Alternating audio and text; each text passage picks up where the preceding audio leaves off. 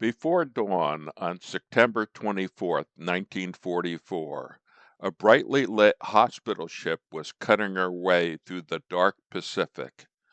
Under strict rules of the Geneva Convention, she was completely unarmed and completely unescorted. She was an old vessel, built in the final months of World War I, and she had already lived one full career as a naval troop transport. By 1944, she had been refurbished, painted stark white, and renamed the USS Samaritan.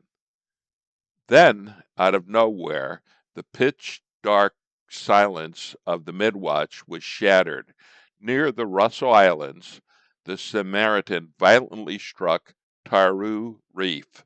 The impact was brutal, crumpled her steel bow all the way up to the 16-foot waterline. Fuel tanks were ruptured, metal bulkheads groaned under intense pressure. Aboard, there were 607 wounded GIs just evacuated from the brutal fighting on Peleliu. But these men and the ship's crew were battle-hardened. There was no screaming, there was no panic. The ship never lost power. The engineers fought to stabilize the damage. The radio room immediately began broadcasting an urgent call for help. By daylight, she managed to back herself off the reef, get an accurate navigation fixed, and then get underway at greatly reduced speed. The next day, almost 24 hours later, a lone destroyer escort, the USS Osmus DE-701, arrived to shepherd the wounded ship home. Close behind, the USS Whitehurst DE-634 and the rugged ocean-going fleet tug, the USS Yuma AT-94. An unescorted hospital ship in deep trouble. It had all the ingredients for a catastrophic disaster. But it wasn't. At the center of the crisis was an old Hog Islander, a mass-produced emergency merchant ship from World War I. The story of America's World War II convoy merchant ships begins in World War I. At a single shipyard, Hog Island, located just outside Philadelphia. In 1940, the British faced a familiar crisis. Too few merchant ships and too many U-boats. Like World War I four-stacker destroyers, the World War I Hog Islanders were there, roughly 100. By 1945, 58 would be lost. If Liberty ships were the workhorses of World War II, Hog Islanders were their tough, stubborn grandparents. Like them, the Liberty ships were designed to be assembled quickly by a workforce that never worked in a shipyard. Assembly lines instead of artisanal shipbuilding. Liberty ships were bigger, and they could carry more. The U.S. Merchant Marine knew that turbines used in the Hog Islanders were a bottleneck, so they used an obsolete triple expansion engine. The Hog Islanders were slightly faster, and that was good, but a convoy can only move as fast as the slowest ship, so the speed advantage was largely negated. The engineers worked on improving the Liberty ship design. A big change was substituting welding for riveting. The Hog Islanders averaged 220 days to build, while the Liberty ships eventually dropped to a 45-day average. At first, there were serious problems associated with welding, but eventually they would be solved. When destroyer escorts were finally entering service in mid-1943, Liberty ships were everywhere. The loss of the Liberty ship SS Paul Hamilton in convoy UGS-38 was one of the deadliest single merchant ship losses of the war. A single torpedo detonated in her cargo of bombs and ammunition, and she vanished in seconds with all hands, 580 people.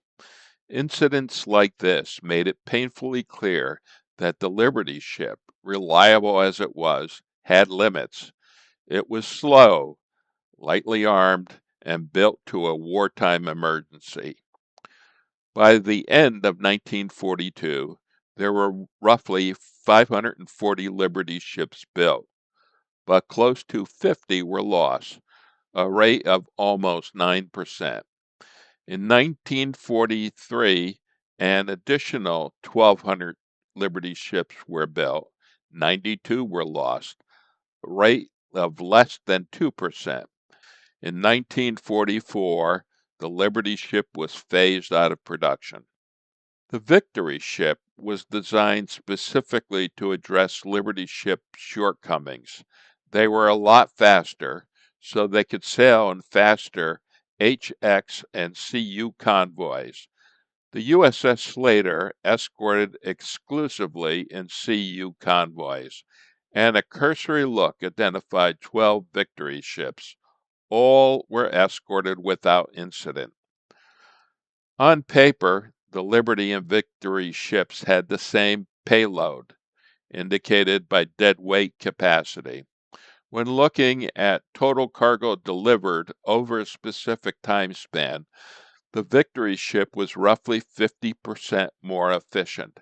Speed played an important role, but the Victory ships also had enhanced material handling features. She could unload and upload cargoes much faster. On the route from New York to Liverpool, during a year, a Liberty ship can transit roughly 5 round trips, while a Victory ship could transit 7. Oil was the single most critical resource of the Allied war effort. Every truck, tank, airplane, and ship depended on it. Admiral Donitz knew this and launched Operation Paukenschlag in 1942. His U-boats didn't hunt randomly. They knew where to go. Their primary targets were American tankers. The result was devastating. In 1942, the American tanker fleet suffered a 30% loss rate. That was the worst of the entire war. Tankers burned within sight of coastal cities. This threatened the entire Allied supply chain.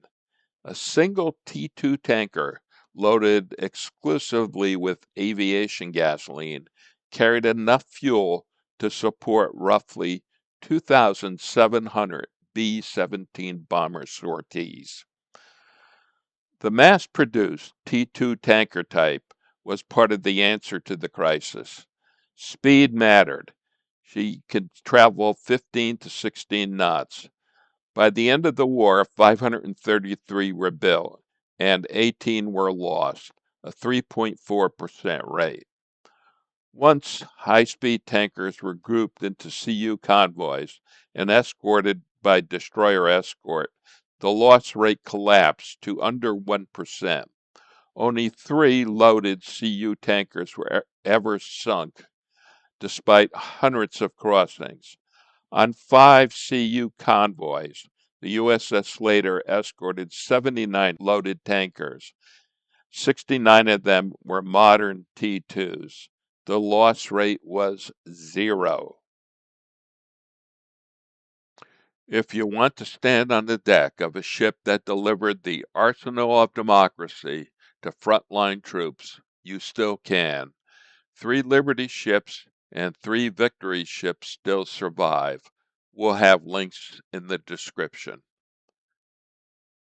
The USS Gage, APA 168, was a Haskell-class troop transport derived from a Victory ship design. That ship was scrapped in 2009.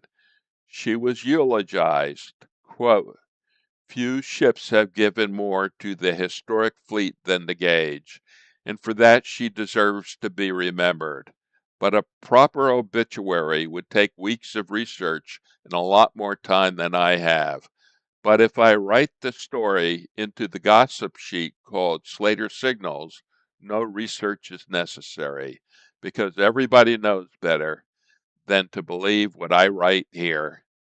It's all gossip, hearsay, and legend. Parts of the Gage live on in many vessels in the current historic fleet. Unquote. You can read the full story in the July 2009 edition of Slater Signals. Links in the description. This episode began with a visitor's request in June. Thanks for asking.